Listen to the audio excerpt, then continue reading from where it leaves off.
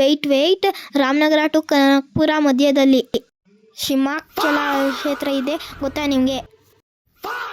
ಬನ್ನಿ ಶ್ರೀ ಲಕ್ಷ್ಮೀ ನರಸಿಂಹಸ್ವಾಮಿ ಜಾತ್ರೆಗೆ ಏನೇನಾಗಿದೆ ಅಂತ ತೋರಿಸ್ತೀನಿ. ನೋಡಿ ಸ್ವಾಮಿಯ ಬ್ರಹ್ಮರಥ ಒಳಗೆ ವಿರಾಜಮಾನವಾಗಿ ಕೂತಿದ್ದಾರೆ. ಜನಗಳಿಗೆ ಆಶೀರ್ವಾದ ಕೊಡ್ತಿದ್ದಾರೆ, ನನಗೂ ಸೇರಿಸಿ.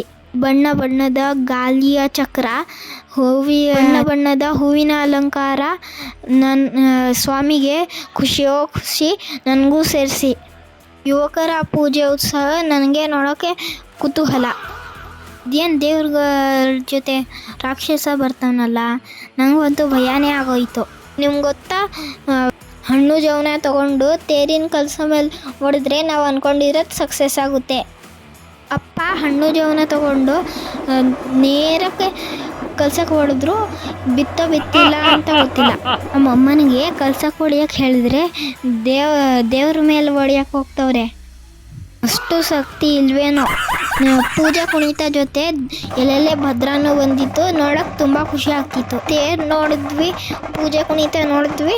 ಇವಾಗ ಪ್ರಸಾದ ಅಣ್ಣನಿಗೆ ಹಸಿವಾಗಿತ್ತು, ಅದಕ್ಕೆ ಹೊಟ್ಟೆ ಕೇರ್ಕೊಂಡು ಟೈಮ್ ಆಯಿತು ನಡೀರಿ ಊಟಕ್ಕೆ ಅಂತ ನಮ್ಮ ಅಜ್ಜಿ ಕಾಕಿಲ್ಲ ನಮ್ಮ ಹಾಕೊಂಡು ಮಿಂಚ್ತವನೆ. ತಾತ ಪಂಚೆ ಎತ್ಕೊಂಡು ಬರ್ತವ್ರೆ. ಲೋಗ್ ನೋಡ್ತೀವಿ, ಜಾತ್ರೆ ಮರೋಳು ಜನ ಮರೋಳು. ಈಗ ಜಾಗ ಮಾರ್ಕೊಳ್ಳೋದೇ ದೊಡ್ಡ ಸಾಹಸ. ನಾನು ಅಣ್ಣ ಅಖಿಲ ನುಗ್ಗಿ ಜಾಗ ಇಟ್ಕೊಂಡು ಕೂತ್ಕೊಂಡ್ವಿ. ಅದ್ಭುತ ಹಿಟ್ ಮೇಲೆ ಅವರೇ ಅನ್ನ ಪಾಯಸ ಅನ್ನ ಸಾಂಬಾರು ಚೆನ್ನಾಗಿತ್ತು. ಊಟ ಆದಮೇಲೆ ಐಸ್ ಕ್ರೀಮ್ಗೆ ಬಗ ಪಕ್ಷಿ ಥರ ಕಾಯ್ತಿದ್ವಿ. ತಿಂದ್ವಿ ಉಂಡ್ವಿ, ಜಾತ್ರೆ ನೋಡಿದ್ವಿ. ಕಡಲೆಪುರಿ ಚೋಚೋ ಮೈಸೂರು ಪಾಕ್ ತಗೊಂಡು ಮನೆ ಕಡೆ ಹೊರಟ್ವಿ. ನಾನು ಗೊಂಬೆ ತಗೊಳಗೆ ನೋಡಿದ್ರೆ, ಆದರೆ ಯಾಕೋ ಇಷ್ಟ ಆಗಲಿಲ್ಲ. ಅವರೆಲ್ಲ ಶಾಪಿಂಗ್ ಮಾಡ್ತಿದ್ರು. ನಾನು ಮತ್ತು ನನ್ನ ತಾತ ಒಂದು ಕಡೆ ಕೂತ್ಕೊಂಡ್ವಿ. ಬಿಸಿಲು ಬೇರೆ ಹೊಡಿತಿತ್ತು. ಯಾರು ಬೇರೆ ಗೊಂಬೆ ತೊಗೊಂಡು ತುಂಬ ಖುಷಿಯಾಗಿದ್ಲು. ಅಪ್ಪ ಮತ್ತು ತಾತ ಒಳ್ಳೆ ಕತೆ ಆಗೋಯ್ತಲ್ಲ ಅಂತ ಬರ್ತಿದ್ರು. ನಾನು ಹೇಳಿದೆ ಇನ್ನೊಂದು ಸ್ವಲ್ಪ ಸ್ವೀಟ್ ಬೇಕು ಅಂತ. ನಮ್ಮಪ್ಪ ಬಾದುಷಾ ಮತ್ತು ಲಡ್ಡು ತೊಗೊಂಡು ಬಂದರು. ನಾನು ಜಾತ್ರೆಯಲ್ಲಿ ಹೋಗ್ತಿದ್ದೆ, ಅಲ್ಲೇ ಶಶಿ ಮಾಮ ಸಿಕ್ಕಿದ್ರು. ನಂಗೆ ಮುದ್ದಾಡಿದ್ರು. ನಾನೇನು ಸುಂದರನ ಹಂಗೆ ಹೋಗ್ತಿದ್ವಿ. ನಮ್ಮ ಅಪ್ಪನಿಗೆ ಕಾಲ್ತ್ರಾಸ್ರಿ ಅಂಕಲ್ ಸಿಕ್ಕಿದ್ರು. ಅವ್ರ ಜೊತೆ ಏನೋ ನರಸಿಂಹಸ್ವಾಮಿ ಬಗ್ಗೆ ಮಾತಾಡ್ತಿದ್ರು. ಕನ್ನಡಕ ತೊಗೋಬೇಕಂತ ಅನಿಸ್ತಿತ್ತು, ಆದರೆ ನನ್ನ ಹತ್ರ 3 ಕನ್ನಡಕ ಇತ್ತು. ಅದಕ್ಕೆ ಬಿಟ್ಬಿಟ್ಟೆ. ಹಾಗೆ ಮಾರಮ್ಮನಿಗೂ ನಮಸ್ಕಾರ ಮಾಡ್ಕೊಂಡ್ವಿ. ನಿಮ್ಗೆ ಗೊತ್ತಾ, ಈ ಥರ ಗೇಮ್ ಎಲ್ಲ ಜಾತ್ರೆಯಲ್ಲೂ ಇರುತ್ತಾ? ಸರಿ ಟ್ರೈ ಮಾಡಿ ಬಿಡೋಣ ಅಂತ ಅಪ್ಪನ ಹತ್ರ ದುಡ್ಡು ಇಸ್ಕೊಂಡೆ. ಅಷ್ಟು ಉದಯ ಆಗ್ದ, ಅದು ಮುಕ್ಕಾಲು ಭಾಗ ಕೂತ್ಕೊಂಡಿತ್ತು, ಆದರೆ ಅಂಕಲ್ ಕೊಟ್ಟಿಲ್ಲ. ನಾನು ಇಟ್ಕೊಂಡ.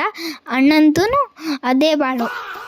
ನಾನು ಗಂಡು ಗುಲಿ ಹಾಡ್ತಿದ್ದೀನಿ, ಚಪ್ಪಾಳೆ ಹಾಕಿ ಮಾಡಿದೆ. 99% ಆಗಿತ್ತು, ಜಸ್ಟ್ ಮಿಸ್. ಈಗ ಎದೀಗ ಅವನ್ನ ಟುಸ್ಪಟ್ ಹಾಕಿ ಟೇಬಲ್ ಮೇಲೂ ಹಾಕೋಕ್ಕಾಗಿಲ್ಲ. ಈಗ ಜನ ರಶ್ ಕಡಿಮೆ ಆಗಿತ್ತು, ಅದಕ್ಕೆ ದೇವಸ್ಥಾನ ದರ್ಶನ ಮಾಡೋಕ್ಕೆ ಬಂದ್ವಿ. ಲಕ್ಷ್ಮೀ ನರಸಿಂಹಸ್ವಾಮಿ ಎಷ್ಟು ವಿರಾಜಮಾನವಾಗಿ ಕೂತಿದ್ದಾರೆ ನೋಡಿ. ಲಕ್ಷ್ಮೀ ರಮಣ ಪಾದಕ್ಕೆ ಗೋವಿಂದೋ ಗೋವಿಂದೋ, ಗರುಡ ಸಿಂಹಾಚಲಕ್ಕೆ ಪಾದಕ್ಕೆ ಗೋವಿಂದೋ ಗೋವಿಂದೋ. ನೋಡೋಕ್ಕೆ 2 ಕಣ್ಣು ಸಾಕಾಗಿಲ್ಲ, ಅಷ್ಟು ಹೂವಿನ ಅಲಂಕಾರ ಆಗಿತ್ತು. ನಂಗೆ ನೋಡೋಕ್ಕೆ ಖುಷಿ ಆಗ್ತಿತ್ತು. ಅಪ್ಪನ ಬೇರೆ ನನ್ನ ದೇವ್ರ ಹತ್ರ ನಿಲ್ಲಿಸಿ ಫೋಟೋ ಹಿಡ್ಕೊಳ್ಳುವ ಹುಚ್ಚು. ಒಳಗೆ ಲಕ್ಷ್ಮೀ ನರಸಿಂಹಸ್ವಾಮಿ ಪೂಜೆ ಚೆನ್ನಾಗಾಯಿತು. ಆಚೆಗಡೆ ಹೆಂಗೆ ಸುಂದರವಾಗಿ ಅಲಂಕಾರ ಮಾಡಿದ್ದಾರೆ ನೋಡಿ. ನೆಕ್ಸ್ಟ್ ಡೇ ಪಲ್ಲಕ್ಕಿ ಸಹ ಊರ entrance full lighting, digital display, ಲೈಟಿನ ಅಲಂಕಾರ ಕಣ್ಣಿಗೆ ಹಬ್ಬದಂತಿತ್ತು. ಅಪ್ಪ ಬೇರೆ ಕತ್ಲಲ್ಲಿ ಕನ್ನಡಕ ಹಾಕೊಂಡು ಶೋಕಿ ಮಾಡ್ತಿದ್ರು.